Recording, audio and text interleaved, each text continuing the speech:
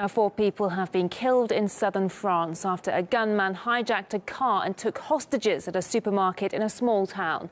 The attacker pledged allegiance to Islamic State and was eventually shot dead by special forces. Among those killed was a hero police officer who swapped places with a female hostage. He managed to leave a mobile phone on for the authorities outside the supermarket to listen in. When police heard gunshots, they moved to neutralise the attacker.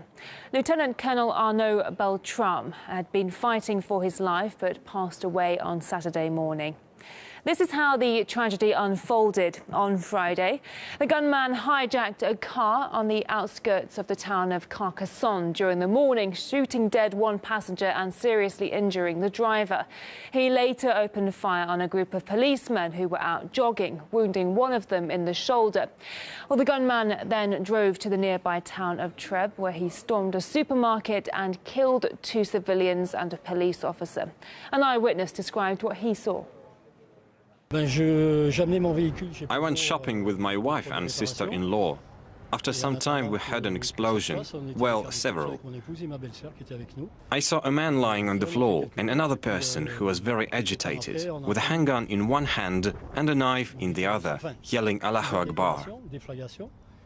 After that, I took my wife and my sister-in-law and some customers nearby, and we went to look for shelter. I put them in a butcher's fridge, closed from the inside.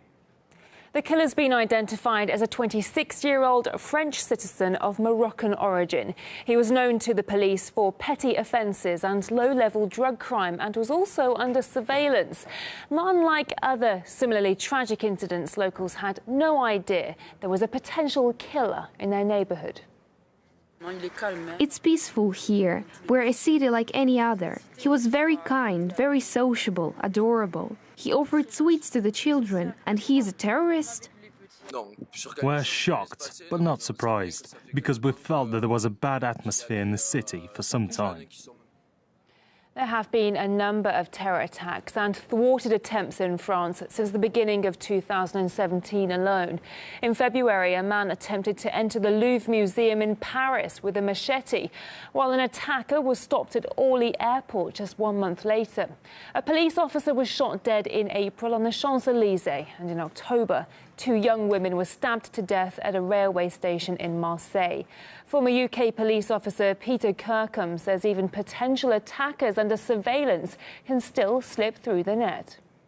I know the French and various other countries have tightened up their security services and their intelligence gathering over recent years, particularly after the spate of really serious incidents that happened in 2015 and 2016. This sort of attack, though, it's the sort of thing that will get through the very best of intelligence gathering functions.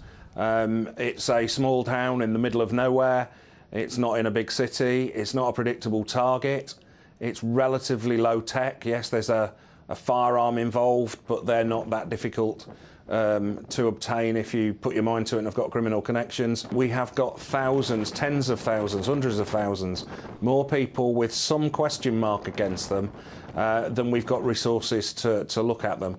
And some, unfortunately, will get through. It's as simple as that, unfortunately.